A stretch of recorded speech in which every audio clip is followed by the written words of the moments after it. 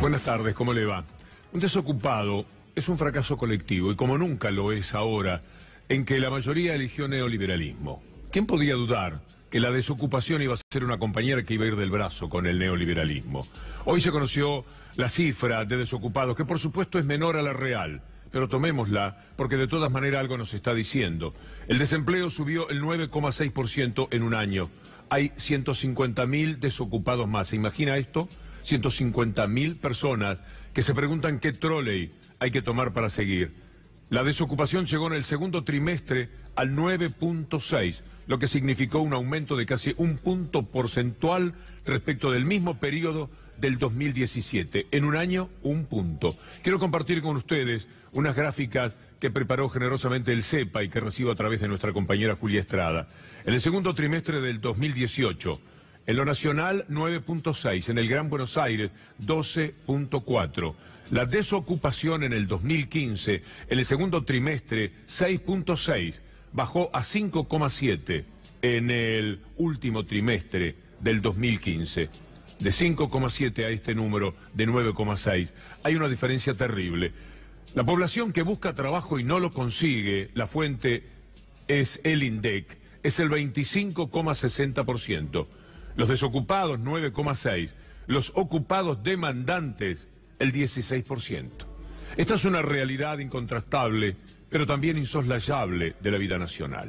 Miles y miles de personas que se quedan sin trabajo y muchas más que seguirán ese camino porque esto es indudable, de acuerdo a lo que dicen las empresas, al temor de los trabajadores. Trabajadores que pertenecen en su mayoría a las pymes que tienen la cadena de pagos rota y que entonces uno sabe por dónde se va a cortar, cuál es el hilo más delgado en toda esta historia. Mire lo que sucede en el mundo de las pymes. La cadena de pagos en default. Pymes deben pagar a 30 días, pero cobran a 90. En el 68% de las pequeñas y medianas empresas tienen defaulteada la cadena de pagos por estrangulamiento financiero. Y mientras tanto, el salario por supuesto decae. ¿Cómo se pide aumentos en pymes que están padeciendo lo que acabamos de ver? El salario ha caído más de un 16%. Esto es de una crueldad atroz, porque nunca el salario ha sobrado demasiado. Caen hasta el 16%. El poder adquisitivo de los trabajadores registrará una contracción de entre el 7 y el 16% cuando termine este año. Y encima vaya a decirle a un desocupado que se haga cargo de la tarifa de luz, por ejemplo. Dígaselo a quien el salario es muy inferior al que tenía antes. Y sin embargo hay que decirle que este lunes aumenta la luz un 24%.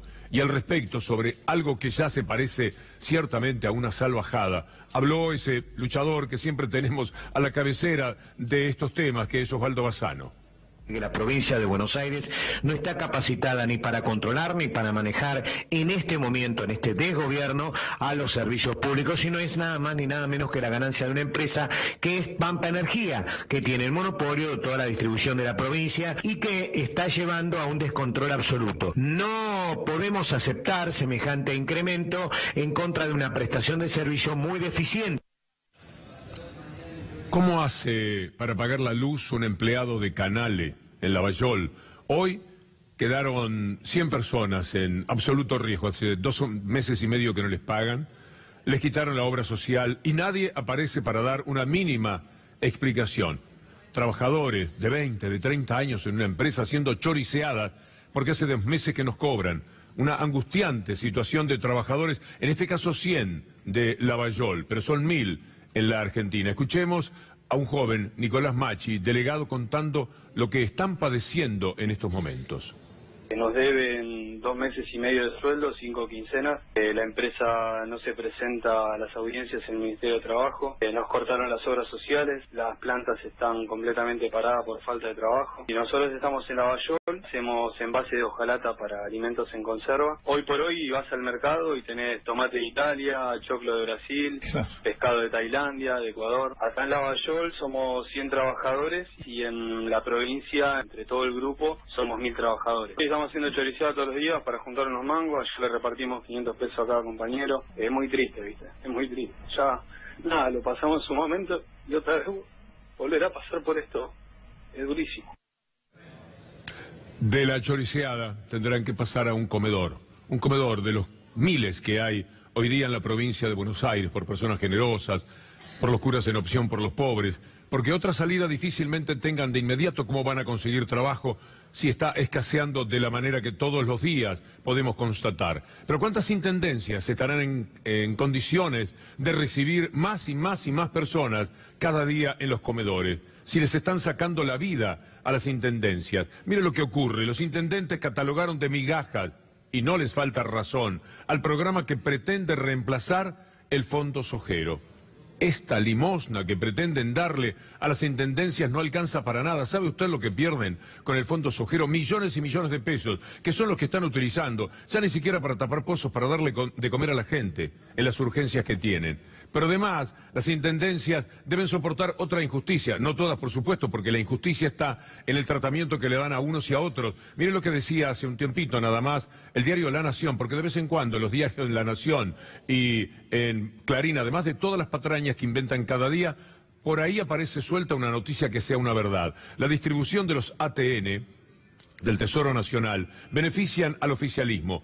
Un intendente vecinalista o del Frente para la Victoria recibe $1 contra 7,60 que recibe un intendente de Cambiemos. Esta es una realidad que apabulla también, y es otra vergüenza en el destrato que el gobierno nacional confiere a quienes no son de su palo político. De esto también estuvimos hablando con Gustavo Menéndez, intendente de Merlo. Es un fondo en cantidad similar a los fondos que se destinan a los ATN, los aportes del Tesoro Nacional, que son como premios que se dan discrecionalmente a los amigos del presidente o por acuerdos políticos. Se debería más pensar en eliminar, si fuera tan necesario ese recorte, un programa como el de los ATN, en vez de un programa absolutamente democrático como es el reparto del dinero al Fondo Sojero. Eliminan el fondo para los municipios, pero esa cantidad de dinero no se elimina, o sea que pasa a ser parte de las posibilidades económicas de la nación. No se lo queda en la órbita de la presidencia de la nación. En instantes estaremos hablando de otra compleja situación, el Día del Jubilado. Silvia viene seguramente con muchos datos, pero nosotros queremos adelantar algo. Hoy es el Día del Jubilado, lo es porque en 1904 se determinó por ley que los empleados estatales iban a tener una jubilación, sustituyendo lo que eran los socorros mutuos de aquella época, de los italianos, de los españoles, que algo hacían para contener a los más veteranos. Pero sepa que, por ejemplo, en la capital viven más personas de 60 años que de 15 para abajo. Esta es una realidad que tiene que preocupar hondamente a cualquier gobierno que se precie de ser sensible, pero esto no está ocurriendo. ¿Cómo es el Día del Jubilado observado por alguien que siempre tenemos presente para consultarle sobre la realidad en ese terreno, el doctor Miguel Ángel Fernández Pastor? De septiembre del año pasado, del 2017, a diciembre de este año, el incremento de la movilidad va a ser el 28,4%. Si efectivamente, como prevén las consultoras, el incremento solo de este año es el 45%, a lo que habría que sumarle el 7,1% del trimestre anterior, bueno, estamos en que la movilidad es la mitad que la inflación. De todas formas hay una responsabilidad colectiva. ¿Cuántas personas de las 3,5 millones que se jubilaron gracias a la moratoria, la mayoría mujeres, votaron al neoliberalismo? Creyeron en la patraña de los diarios, en la historia repetida, constante, persistente de la corrupción, que en todo caso se generalizada dentro del mundo de la política, para que las políticas públicas que hasta ese momento le habían permitido a muchísima gente, a millones de personas jubilarse, ahora caigan en esta situación.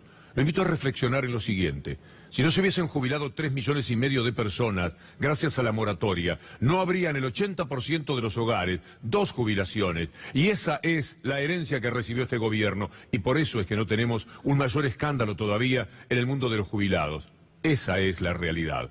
Como también lo es la pregunta de cuántos pensionados no contributivos habrán votado neoliberalismo, habrán creído en las promesas absurdas, casi estúpidas, que se les hacían por parte del neoliberalismo, que todo iba a cambiar. ¿Cuántos pensionados no contributivos de los que ahora no tienen la pensión votaron neoliberalismo?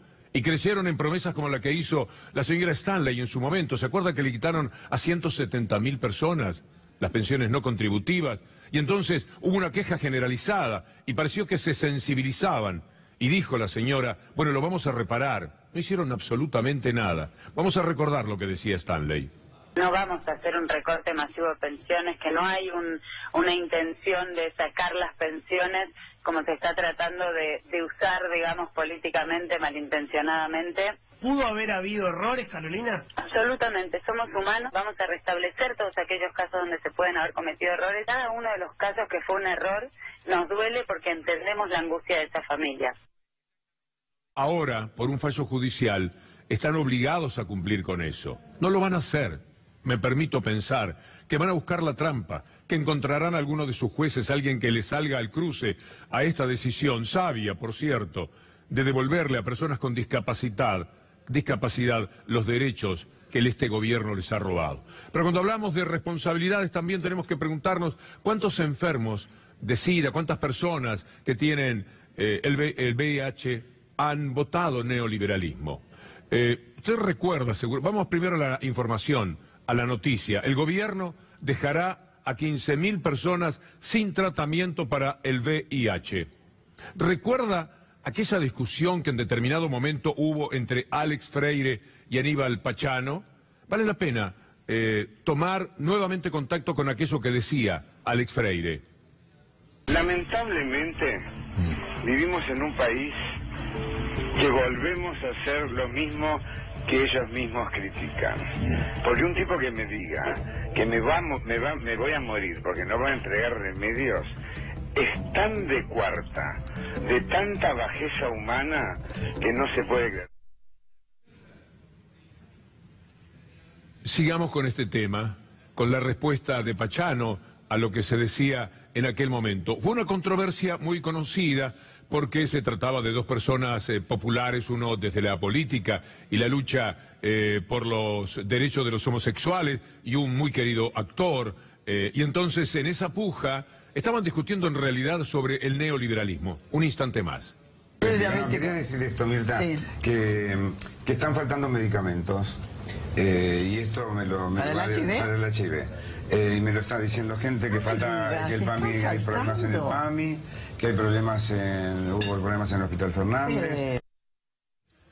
Bueno, les debo lo que decía Alex Freire en aquel momento, pero todo es recordado. Lo de Pachano era una respuesta a lo que decía Freire y después un reconocimiento de que efectivamente, y hace ya un tiempo de esto, un par de años por lo menos, estaban faltando medicamentos. Ahora la situación es tan penosa como la que acabamos de plantear. Vamos a escucharlo, Alex Freire, porque este recordatorio es importante, es más que interesante. Vos no te vas a morir, pero si estos proyectos neoliberales ocupan el poder, nos vamos a morir todos, o van a endeudar el país para que se mueran nuestros hijos o nuestros nietos, aunque a nosotros nos den los medicamentos durante 4 años, porque van a hacer un canje de deuda como el megacanje. Yo, Pachano, no quiero que sufras, pero vos no podés mentir diciendo que hay faltante de medicamentos, porque está sufriendo mucha gente. Bueno, esa era parte de la discusión. Lo que importa es recordar hasta dónde se había llegado en la promesa neoliberal. Todo iba a ser lo mismo. Claudio Mariani, un amigo personal, que se fue en el año 2001 porque aquí no estaban los medicamentos, tiempo del neoliberalismo, se tuvo que ir a Europa a trabajar en lo que fuera para tener los medicamentos, porque en la Argentina no los tenía. Después de varios años en Europa, cuando allá empezaron a escasear, en la Argentina lo sabía. Extraordinaria atención para todos los que padecían el problema del VIH. Entonces se volvió y ahora se encuentra con el mismo panorama. ¿Tendrá que irse otra vez para tener el tratamiento y los medicamentos? Que me está tocando vivir a mí es exactamente la de los años 90. Me vuelve a agarrar sin trabajo, por lo cual de la obra social que tenía paso también al hospital público, por lo cual seguramente dentro de ese 30% que va para el 2019 de aprobarse el presupuesto va a estar sin medicación para VIH, voy a ser uno de ellos.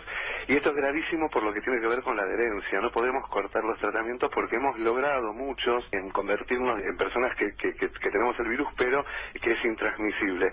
nos va a afectar lamentablemente en la salud. Tenemos que considerar que la medicación se compra en dólares, por lo cual si el dólar aumenta, esto también va a perjudicar dentro del presupuesto, porque ya lo que vayan a recortar les va a quedar más corto todavía. La situación que se presenta realmente es gravísima.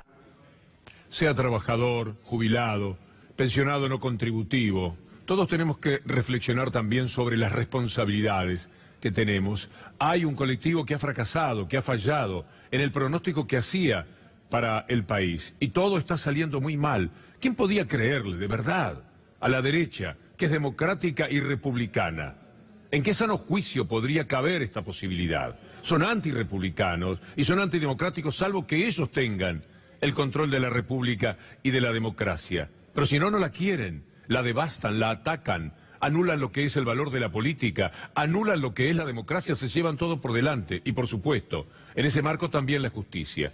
Ayer le hablábamos de un hecho que es tan pero tan escandaloso que cuando pasa inadvertido y avanzan las horas y no sucede nada, yo me sigo preguntando ¿qué hace la gente? ¿Por qué admite todo esto? ¿Cómo es que sobrellevan esta realidad? Pablo Bertuzzi es un personaje increíble de la justicia. Estaba en el pelotón de fusilamiento contra Amado Boudou, como le decíamos ayer. Fue recusado por el doctor Rúa, abogado de Boudou. No podía estar en ese pelotón de fusilamiento alguien que se candidateaba para una Cámara Federal. Ahora Pablo Bertuzzi integra la Cámara Federal por decreto de Macri. Es decir, cumplió con los servicios de condenar a Boudou y mandarlo a la cárcel, lo cual era un disparate complementario del que ya estaban cometiendo. Macri firmó el decreto para trasladar a un juez, que es Pablo Bertuzzi, que va a intervenir en la causa de los cuadernos. ¿Usted se imagina lo que va a ser este personaje más Bruglia? Dos tipos completamente desencajados del mundo de la justicia. Vale la pena recordar otra vez lo que decía el doctor Rúa sobre Bertuzzi cuando el juicio a Amado Boudou. Confirma esa comunión de intereses que nosotros denunciábamos que tenía con el gobierno nacional en el caso del juicio de Chicone. El gobierno reclamaba la prisión de Boudou, Bertuzzi la iba a conceder, como efectivamente la ordenó, porque era el modo de garantizarle al gobierno que cuando fuera camarista iba a sostener las prisiones preventivas. Es un Estado de Derecho aquel que no respeta los derechos individuales, la inocencia que hasta que se compruebe lo contrario tiene cualquier ciudadano, usted o yo. Es inadmisible lo que sucede, pero anoche hubo un reconocimiento especial, ya no solamente de abogados defensores, que saben que ya no trabajan como abogados, sino que tienen que luchar contra un fenómeno político. Nuestro supervive, Iván Jagroski, estuvo conversando con el diputado Massot y aprecie lo que dice sobre la prisión preventiva, que es uno de los disparates de este tiempo, que le debemos a Irursun, a Lorenzetti y a toda la runfla del mundo judicial. Yo quiero una justicia menos preventiva y más resolutiva, por la culpabilidad o por la inocencia. Hasta el año pasado, más de la mitad de los presos, hablo otro día, más de la mitad de los presos estaban de cualquier delito. 47%, sí. Bueno, 47% estaban bajo figura preventiva. Entonces, los derechos tienen que ser, nos guste o no nos guste, al que hace política o al que quiere ver a su adversario en otra situación, tienen que ser universales. ¿No te convence? Y esto aplica para todos. No me convence la justicia. No me convence que acá parece que tiene que hacer. Primero el juicio lo tiene que hacer los medios, que es donde primero llegan estas cosas. Después lo tiene que hacer la gente, porque aparecen encuestas por todos lados y usted cree que es culpable o cree que es inocente. Bueno, y después lo tiene que hacer el Congreso y al final lo tiene que hacer la justicia. Tiene que ser al revés. Y yo creo que lo preventivo o las figuras preventivas terminan siendo un atajo. Bueno, lo que tiene que hacer Massot ante esta convicción es trabajar en el Congreso para que se cumpla lo que él está diciendo. Basta de las prisiones preventivas, lo que inventó Irursun para poner presos a todos los de signo político adverso al gobierno. Es una canallada constante contra el derecho. Es algo que no se puede admitir. Si Massot piensa así, y la verdad que es aliviador que se manifieste de esa manera, que trabaje, y quienes piensan que es una barbaridad lo que se está haciendo con el derecho en la Argentina, que aprovechen a un hombre importante dentro de Cambiemos para que juntos puedan modificar esta situación que tiene a tantas personas presas. Como les decimos todos los días, son presos políticos. La prisión preventiva no corresponde, no está bien, salvo por este invento que hizo el llamado juez Irursun.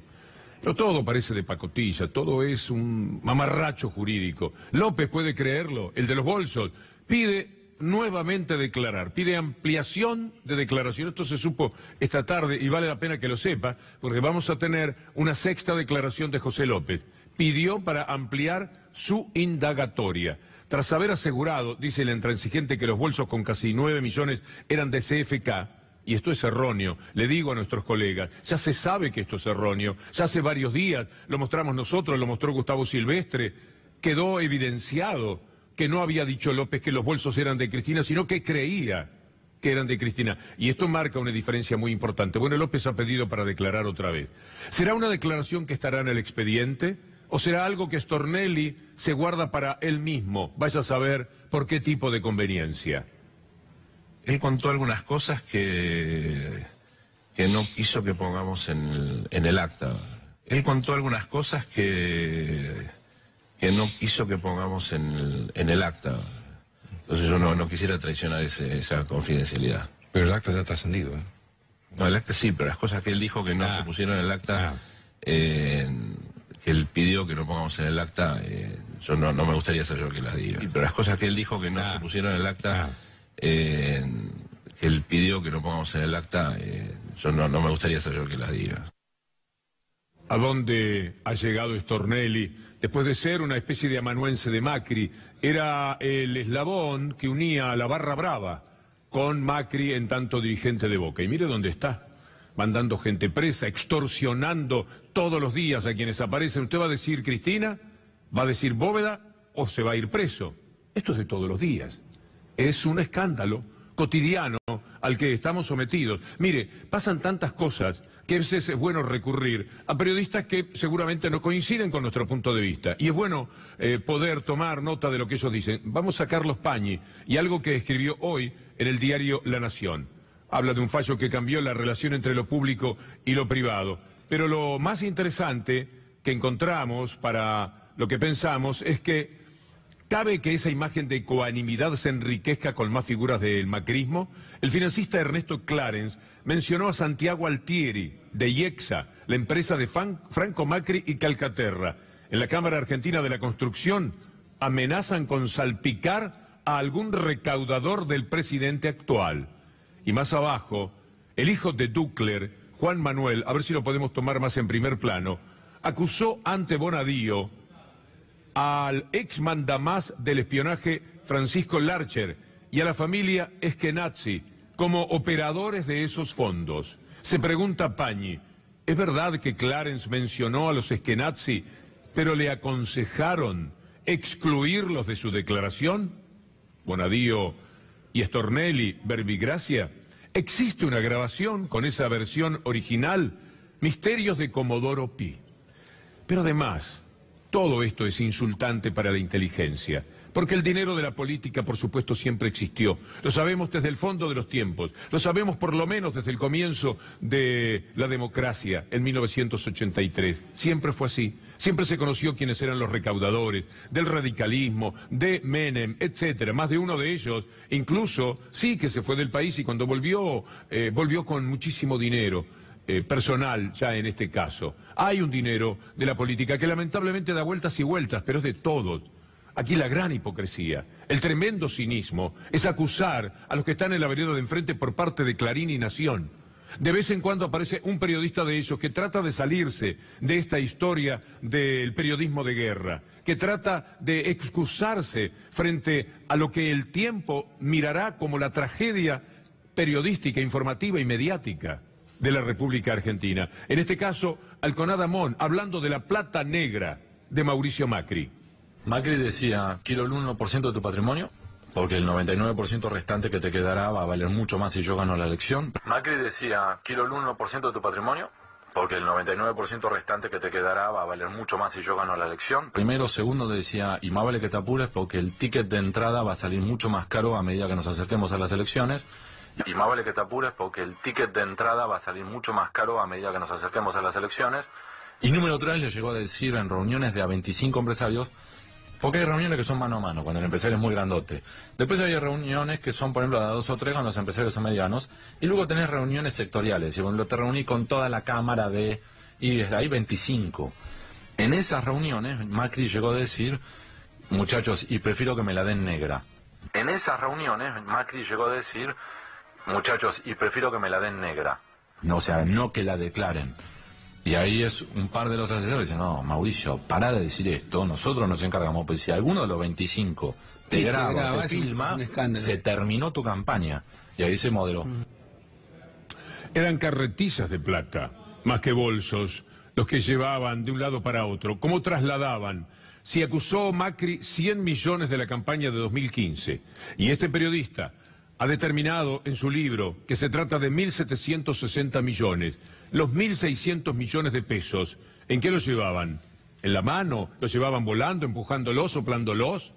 ¿O serían bolsos? ¿O serían valijas? De alguna manera lo trasladaban. Es la misma historia tanto para quienes están en el gobierno como presuntamente para quienes estaban en el gobierno antes. Es el dinero de la política. Es corrupción política, pero no corrupción personal. No todos lo hacen para su servicio. No todos son manoteadores al paso como López, que ven que hay un dinero que da vueltas que es de la política y que pueden apropiarse de algo, como me permito suponer que ha sido la historia de López. Es lo mismo, es la misma historia. Este es el grado de cinismo tan alto de Clarín y Nación. ¿Para disimular qué? Para disimular que ellos, sus periodistas, algún día tendrán que dar explicaciones, porque están sometiendo a la gente a un gran dolor, al hambre, a la desocupación, al salario cada día más bajo, a los jubilados, a la incertidumbre del futuro que nos queda. Es una barbaridad lo que se ha hecho, en nombre de esas mentiras del dinero de la política, que también es el dinero del gobierno. O le pasamos cruz a las dos, o investigamos las dos, y tratamos de reformular todo lo que es la historia de la política. Pero de ninguna forma a unos sí y a otros no, como intentan desde su patraña periodística diariamente Clarín y La Nación. Mire lo que ocurría con Marcos Peña. Se filtraron unos mails, una especie de Wikileaks de Marcos Peña. Los mails de Cambiemos que prueban el manejo de millones de pesos en negro durante la campaña de Macri. Todo es así. Todo ha sido igual. Lo que sucede es que tenemos un periodismo que estaba interesado en otras políticas públicas. Y por eso iba por el lado de la corrupción, y lo sigue haciendo todavía. Políticas públicas que son las que nos están matando, las que nos roban la jubilación, las que nos quitan el trabajo, las que nos bajan el salario, las que dejan muy mal a las personas que tienen una discapacidad, a los estudiantes que no pueden continuar estudiando, a los miles de jóvenes que se preguntan cuándo van a tener por fin un primer empleo en la República Argentina, al 25% que busca trabajo y difícilmente lo pueda conseguir. Por eso me quiero despedir con estas placas, para que algunos por lo menos reflexionen que con tanto cuento y patraña como la que llevaron a cabo, lo que consiguieron es esto: consiguieron un país que tenga otra vez casi un 10% de desocupación. En el Gran Buenos Aires, que es mucho más grande que la capital, el 12,4%. Piensa en el Gran Rosario, en el Gran Mendoza, en el Gran Córdoba. Esta es la situación. Y cada día va a ser peor, porque todos los días estamos dando cuenta de los miles y miles que se quedan sin trabajo. No querían república, no querían democracia. Querían quedarse con el manejo de las políticas públicas que a ellos les permite concentrar una inmensa riqueza y que a millones de argentinos los están dejando con una economía desfondada que los tiene aprisionados, atrapados en un callejón sin salida. Hasta mañana, gracias.